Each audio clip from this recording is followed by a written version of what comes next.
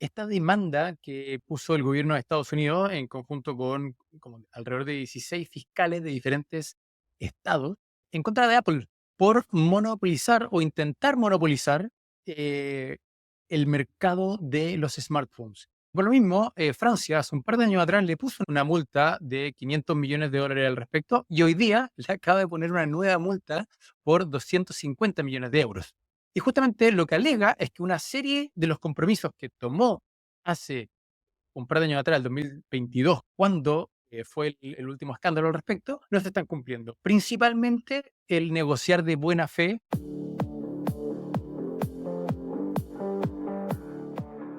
Hola, ¿cómo están? Bienvenidos a un nuevo capítulo de Emergentes. Soy Tomás Sánchez y con Daniel San Martín estamos acá toda la semana intentando entender hacia dónde va el mundo, discutiendo los eventos que le están dando forma al planeta. Daniel, ¿cómo estás?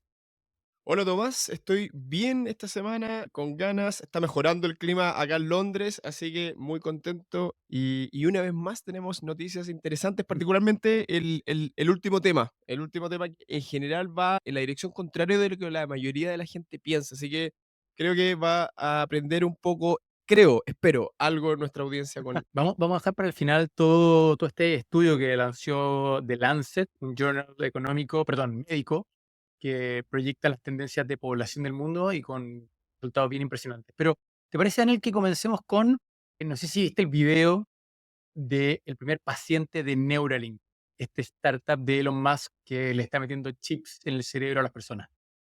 Sí, no, y realmente impresionante. Sabíamos que iba a llegar en algún momento, ya habían anunciado que ya hace un par de meses, en febrero, Neuralink había anunciado que el primer paciente humano había sido intervenido. Recordemos que llevan casi 10 años ya los científicos de Neuralink haciendo experimentos con animales, incorporando electrodos, literalmente pequeños cables que van insertos en el cerebro para leer la señal eléctrica del cerebro, y ahora por primera vez se hizo la operación en un ser humano. Y lo impresionante o la noticia acá es que salió un video del ser humano, no solamente mostrando lo que ahora podía hacer con su mente, sino que además saludando a la gente, digamos, contando cuál era su experiencia con los animales. La verdad que no habíamos tenido la oportunidad de ver cuál era la sensación de que nos reportaran qué se sentía ser capaz de mover objetos con el pensamiento. Aquí la impresión también tiene que ver con el punto de reacción, porque la verdad es que la noticia hoy día es el video que se filtró con este tipo jugando y moviendo el computador, ¿cierto? Jugando ajedrez, ¿no? Pero si te acuerdas, habíamos comentado que había sido exitoso el primer implante. Entonces acá lo interesante es que hace un par de meses atrás el primer implante se realizó y ya un par de meses después hay resultados. Yo me imagino que entre medio hubo que calibrar el chip, hubo que entrenar, hubo que pasar de esto, del otro. Ojo, recordemos también de que, como hemos hablado, Neuralink no es la única empresa allá afuera que está haciendo este tipo de experimentos, ¿cierto? Es decir, hay varias empresas que han avanzado bastante en poner chips cerebrales desde para tratar patologías hasta temas de recuperar la audición, llegando a este tema de controlar un computador.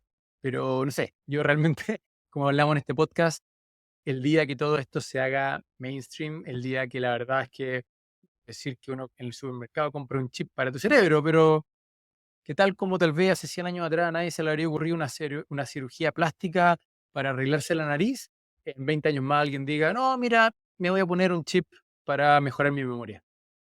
Sí, es un súper buen punto. Que lo que pasa que, a ver, acá claramente Neuralink, que pertenece al grupo de empresas de Elon Musk, ha sido particularmente hábil en términos comunicacionales, porque hay al menos, la comunidad científica habla de que al menos Sí. 4 o 5 compañías menos conocidas que tienen una tecnología más avanzada. En particular, hay una compañía que se llama Synchron, que aparentemente tiene una tecnología que es superior porque tiene una resolución, es decir, Mm. obtiene casi la misma cantidad de información pero sin entrar dentro del cerebro. Se instala un sensor en la superficie del cerebro, lo cual lo hace ser menos invasivo.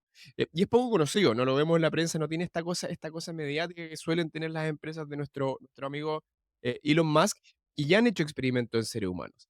Y los invitamos, vamos a dejar el link acá abajo en la descripción con el video que emitió Neuralink. Y está muy bien hecho el video. ¿Ah? Se entrevista a este personaje, la persona dice que se siente muy bien y muestran con la cámara cómo la persona es capaz de, este primer paciente es capaz de manejar un cursor con solamente con su mente y de un computador, un cursor de un computador, y hacer clic y por lo tanto manejar el computador completamente. Y él habla, que eso es lo interesante, digamos, esto no habíamos tenido las versiones de los cerdos a los cuales habíamos intervenido, los monos, las ovejas. Y el personaje dice que realmente se siente como en una película Star Wars, que tiene la fuerza. Él quiere mover algo y solamente con imaginarlo lo mueve. Y este personaje demoró alrededor de 20 días solamente en dominar con completa maestría el cursor. Y de hecho en el video se muestra a la persona mientras juega ajedrez, va relatando su experiencia y su día a Impresionante. día.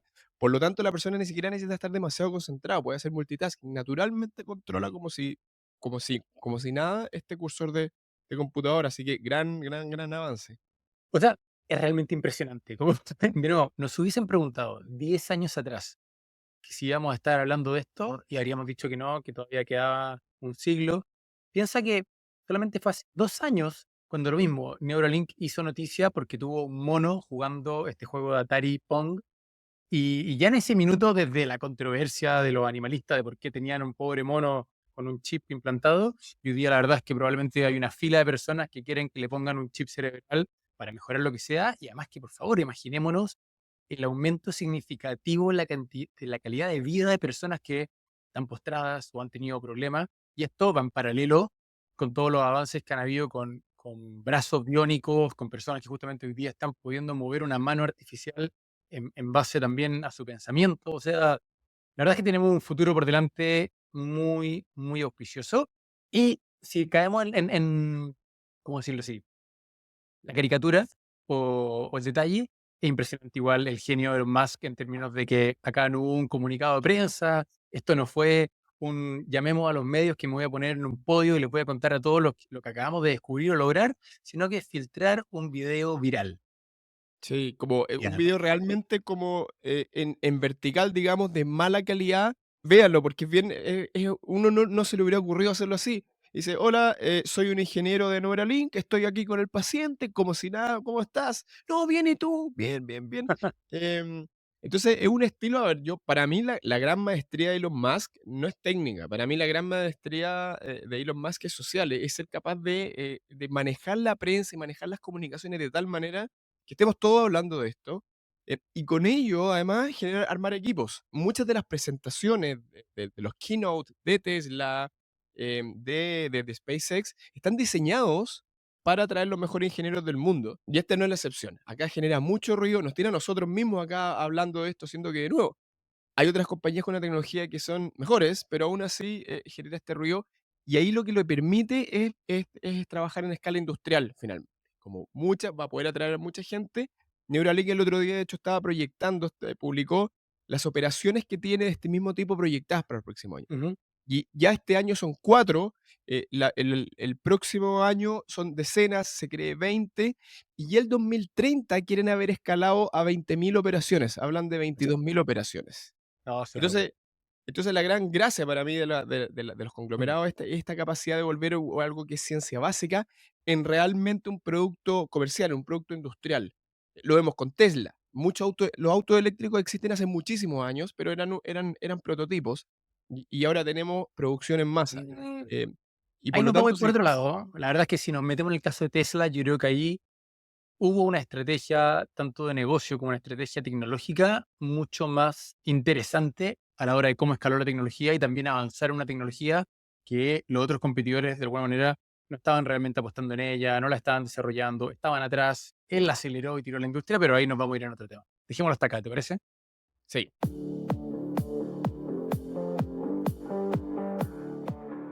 Oye, otro tema que está bueno, también de lo que está pasando en Estados Unidos, me sorprendió positivamente esta demanda que puso el gobierno de Estados Unidos en conjunto con como alrededor de 16 fiscales de diferentes estados, ¿bien?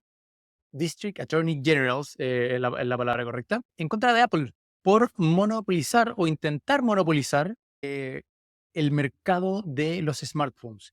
Y esto es bien interesante porque habíamos hablado antes cómo Estados Unidos, que es el paradigma del capitalismo, del libre mercado, se ve cómo se está generando una concentración de mercado en estas big tech. Entonces es interesante cómo salen a una demanda muy al callo y una demanda que lo dice como con todas sus letras diciendo, mira, el iPhone puede ser que sea mejor o no, pero posición dominante que tiene el mercado, y como habíamos hablado hace un par de meses, por primera vez en la historia, Apple vendió más teléfonos, más iPhones que Samsung, que eso era un hecho, porque en el fondo iPhone normalmente era el teléfono de alta gama, pero Samsung era el que tenía el volumen y eso se dio vuelta. Se dio vuelta solamente en la parte del volumen, sigue siendo de alta gama iPhone, pero en el fondo la demanda dice que no es solamente por ser mejor, sino que hay una serie de acciones que no permitan de que les vayan a competir. Por ejemplo, el tema de que Apple no permite de que hayan otros dispositivos o otras aplicaciones de billeteras digitales fáciles de usar con solamente un tap dentro del iPhone. Claro, todo el mundo cuando quiere pagar tiene que usar solamente Apple Pay. ¿Bien? O también, por ejemplo, cómo bloquea ciertas innovaciones dentro de algunas aplicaciones o aplicaciones que intentan ser estas llamadas super apps que hemos conversado acá en el programa, que son tan populares en Asia. Apple de alguna u otra manera las limita o les pone cortapisa dentro de los contratos o las características técnicas. Después, cómo también ha impedido que funcionen bien los servicios de streaming dentro de iPhone, es decir, Netflix y otras plataformas. Y por lo mismo, ahí en una competencia con Apple TV. Y así hay una serie de detallitos, puedo mencionar varios más, que son como bien específicos, que tal vez nosotros como clientes no los vemos, pero que llegan hasta los contratos, los fees, características cuando una aplicación vive en el ecosistema de Apple. Esto me hace pensar que este ha sido un año no tan bueno para Apple. La verdad que todos sabemos, lo hemos comentado acá muchísimas veces, la gran revolución de la inteligencia artificial es ya de perogrullo a esta altura que hay que dominar en la industria. Y Apple, la verdad que todos esperábamos mucho más en esa dirección. De hecho, Apple no ha sido capaz de montar por sí mismo buenos productos basados en inteligencia artificial. De hecho, aún hasta hoy se hace la broma de Siri, que Siri está atrasadísima Ujú. al respecto. Y esto se reveló ya finalmente que era más allá de rumores, con la firma hace algunos días de que los iPhone van a usar inteligencia artificial de Google.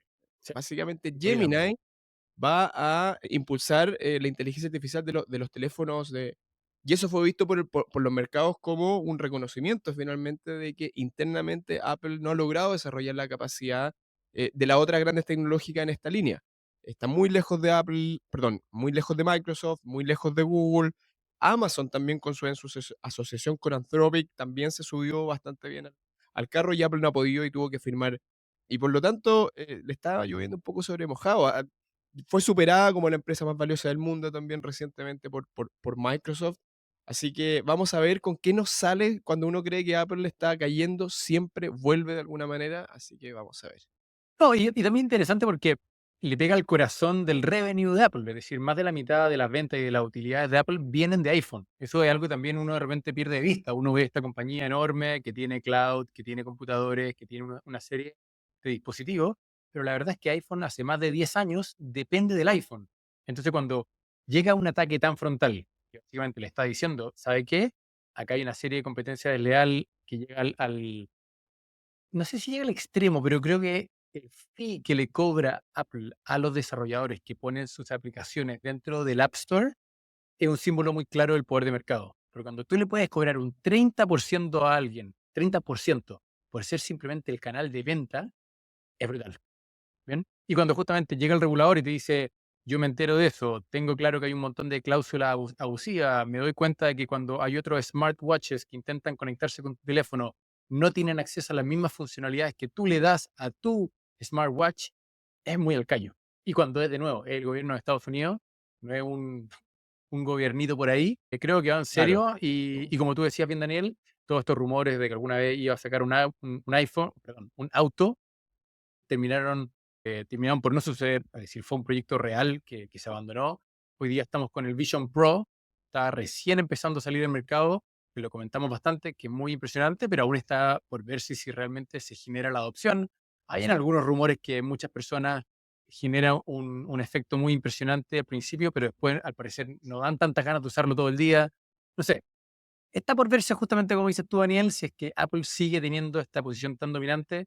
Sin duda va a estar en el top 5 de las tecnológicas por los próximos 10 años, pero pero está buena la cosa, ¿no? Pero es que ya hay voces que dicen que Apple no es lo que solía ser. Ha sido incapaz efectivamente de abandonar esta extrema dependencia en el iPhone.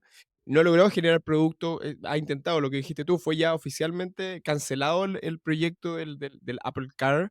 Las Apple Vision todavía no, digamos, en términos, son bastante, como producto parece que bastante impresionantes, pero en términos de ventas están lejísimas. Entonces, vamos a ver con qué nos sorprende Apple en los próximos años. Oye, y al otro lado del Atlántico tenemos hoy día a Google que está enfrentando al gobierno de Francia. Y esta la voy a hacer más cortita, pero también hemos conversado mucho cómo los gigantes como Google o Facebook tienen este conflicto en general con los derechos de autor y con el uso de contenido que no fue generado por ellos. Y por lo mismo, Francia hace un par de años atrás le puso una multa de 500 millones de dólares al respecto y hoy día le acaba de poner una nueva multa por 250 millones de dólares. ¿Bien? Perdón, de euros.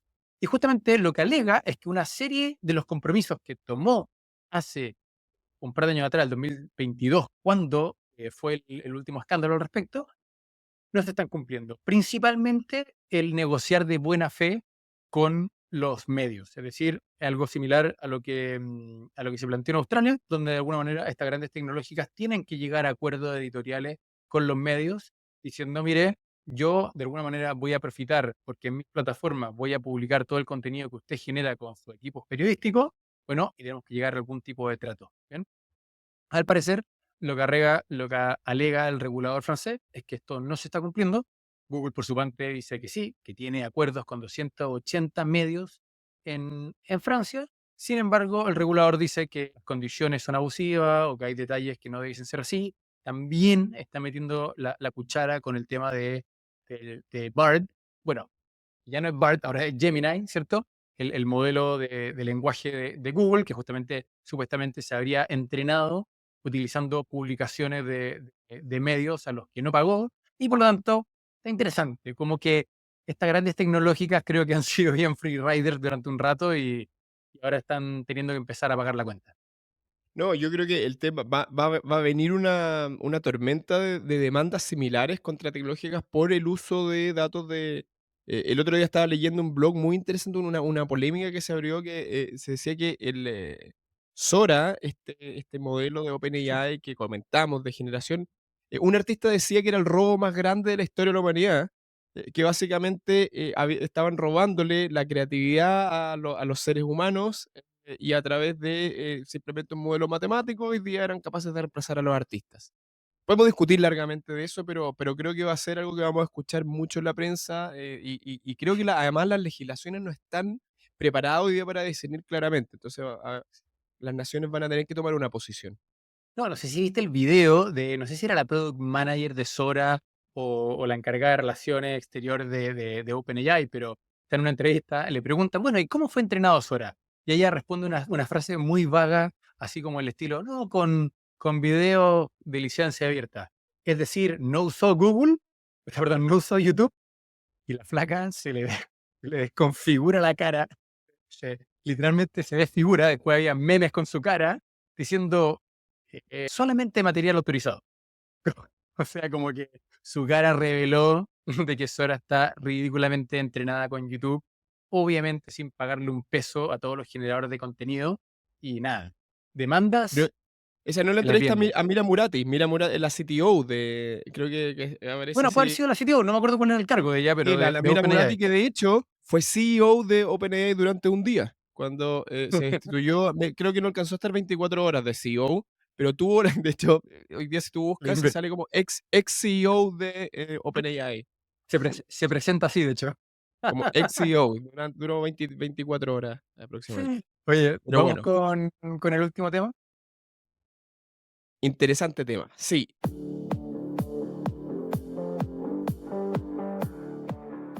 último tema. Generalmente, hay una discusión al respecto de cuáles son los grandes problemas, riesgos que enfrenta la humanidad, y yo escucho muchas veces cuando hablo de estos temas, sobrepoblación. Y la gente te dice, mira, en realidad estamos cargando la Tierra con seres humanos, los recursos no alcanzan, va a haber una bomba demográfica, y lo cierto es que los datos cada vez más muestran que el problema es exactamente el contrario. en particular un estudio que salió recién, que está saliendo del horno, que es bastante, bastante revelador.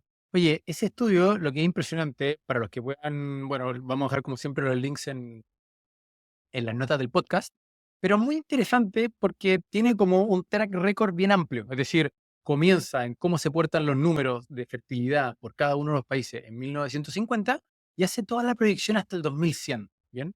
Y lo que es muy interesante es que, claro, uno ve los números del 1950 y la verdad es que con respecto al 2020 solamente, ya se cayeron a más de la mitad. Es decir, los números globales de fertilidad, es decir, cuántos cuántos nuevos niños nacen por cada mujer que hay. En el mundo entero, en 1950, era casi de 5 por cada mujer. O sea, es un número brutal. Cuando Sí. pensábamos en África subsahariana, llegaba a casi 7. ¿Bien? Lugares como Latinoamérica era un poquito bajo 6. ¿Bien?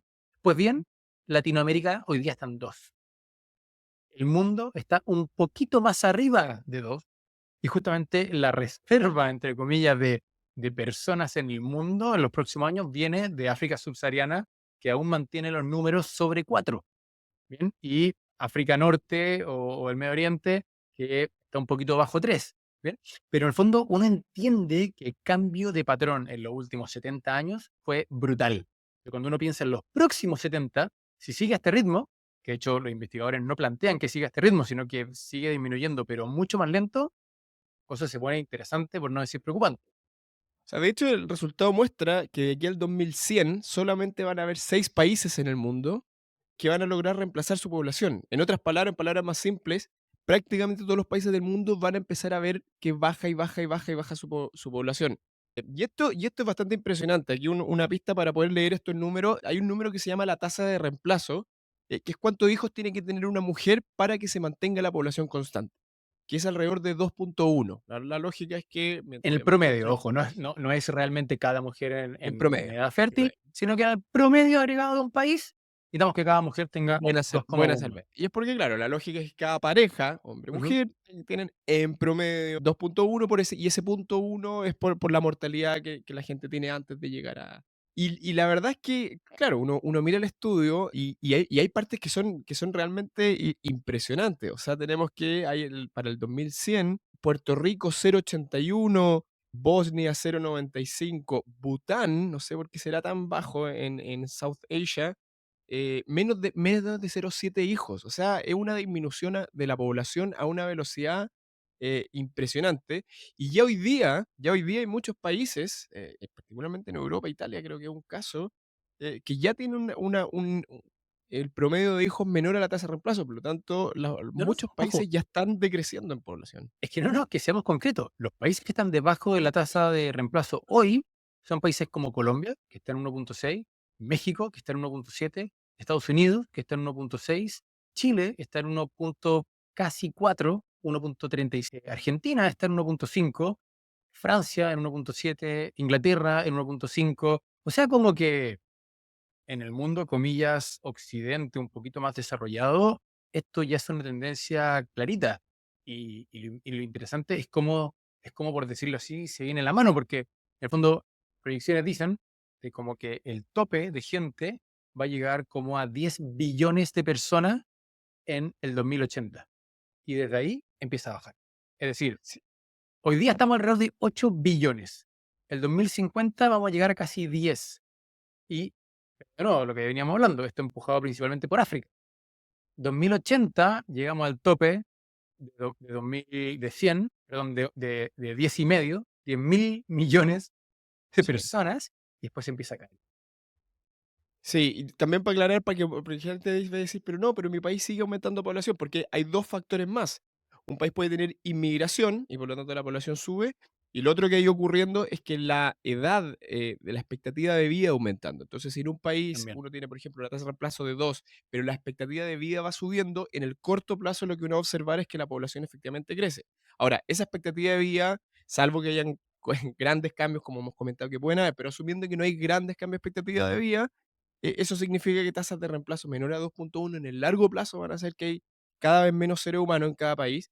Y por supuesto, no hay que ser un genio para ver que este no, es en el largo plazo, y si se mantiene, es un problema absolutamente serio, existencial para la humanidad y por lo tanto hay que ya comenzar a discutir cómo se soluciona, cómo se favorece, cómo se incentiva a que la gente tenga más hijos y por lo tanto la humanidad suena muy grandilocuente, pero es un tema literalmente de riesgo existencial para nuestra especie. Mira, yo creo que al riesgo existencial nunca vamos a llegar porque la verdad es que siempre te va a pasar de que van a haber incentivos, van a cambiar las tendencias, no sabemos lo que va a pasar Por eso, realmente en pero hay que hacer 50 esas años. políticas, sí, por Claro, eso. ¿No? yo lo que encuentro más interesante es lo que pasa en el mediano plazo.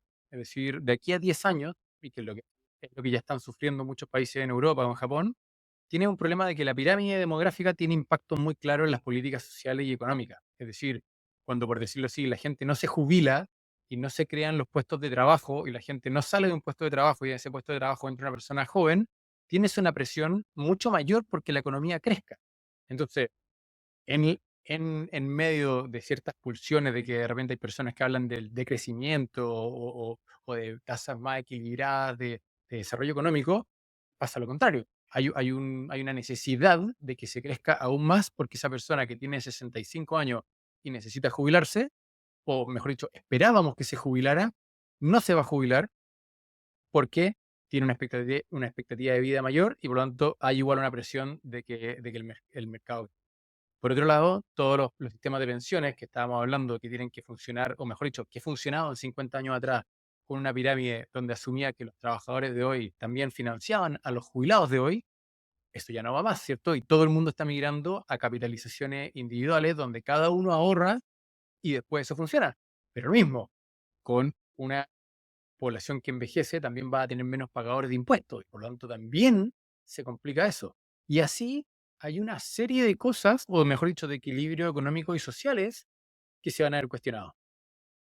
Sí, esto me invita a pensar y en mi capacidad o mi intento por ser un optimista profesional. Esto lo vinculo con otro problema que es aparentemente insoluble, pero cuando junto ambos problemas insolubles se me genera solución, que es el problema de la automatización. Uno de los grandes problemas es qué vamos a hacer con los trabajadores, qué vamos a hacer con la gente en edad que tiene que trabajar, qué vamos a hacer. Y tenemos otro problema con qué vamos a hacer para poder.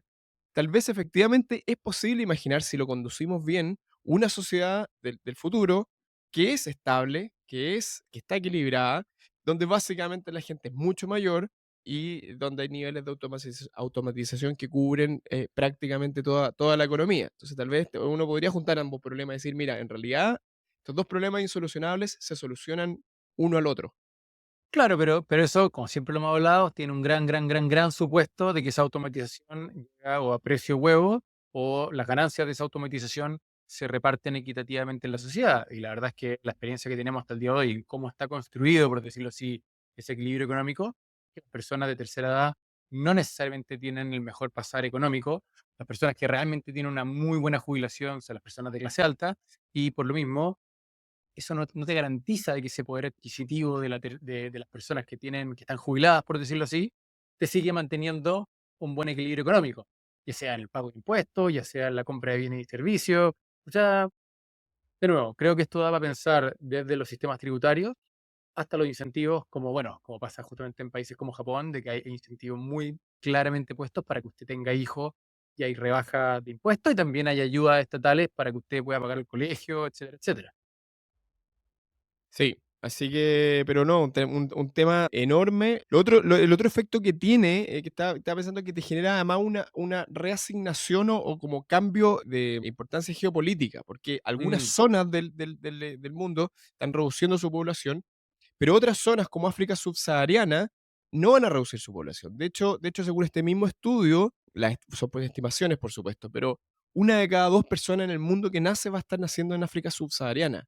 Por lo tanto, es una región que relativamente debería aumentar mucho su poder o al menos su peso geopolítico. Entonces, este fenómeno que estamos hablando no solamente uno lo puede leer en el global, sino que también puede intentar predecir o explicar o entender los efectos en las distribuciones de poder en las diferentes regiones del mundo. Oye, un último dato y con esto vamos cerrando. Para como ilustrar el tema de los equilibrios económicos que se logran en las sociedades según estas tasas de natalidad. El caso de China, por ejemplo. China, que a finales de los años 70 puso la ley de el hijo único, ¿cierto? Bueno, las parejas solamente podían tener un hijo. empezó a relajar esa política hace unos 10 años y hoy día está cada vez más relajada, lo que termina pasando es que las personas no quieren tener un segundo hijo porque no pueden. ¿Y por qué no pueden? Porque de alguna manera como que toda la estructura de precios de la economía termina calzando para que dos personas que trabajan puedan mantener un hijo, pero no puedan mantener dos. Y ahí es que uno se da cuenta de manera muy tangible cómo a pesar de que el gobierno chino está empezando a poner incentivos para poder aumentar las tasas de natalidad, no lo logra porque, de nuevo, el calce económico no da. Bueno, Daniel, creo que hasta aquí nomás lo dejamos, ¿no? Sí, este es un otro ejemplo más de lo que decimos siempre, de que acá es necesario tener esta mirada de futuro. Estos problemas hay que solucionarlos, por definición, con medidas décadas antes. Y esa es una vez más la invitación a la manera de pensar que nosotros impulsamos en este podcast, de que los grandes problemas y las grandes soluciones son siempre con vista muy a futuro, con long termism, como se habla. Así que invitación a eso, a esta mirada, pensamiento de futuro, future thinking. Queridos, a todos los quienes nos escuchan, como siempre, muchas gracias por su tiempo. Más agradecidos aún si es que le recomiendan este podcast a un amigo. Háganos ese favorcito. ¿Ah? Ahora usted está terminando, reenvíele este capítulo a alguien, dígale, esta conversación estuvo interesante o no, esta conversación está mala y quiero pelarla y quiero hablar mal de ella. Lo que sea, pero esperamos su feedback, esperamos su audiencia y muchas gracias. Un abrazo a todas y todos. Muchas gracias.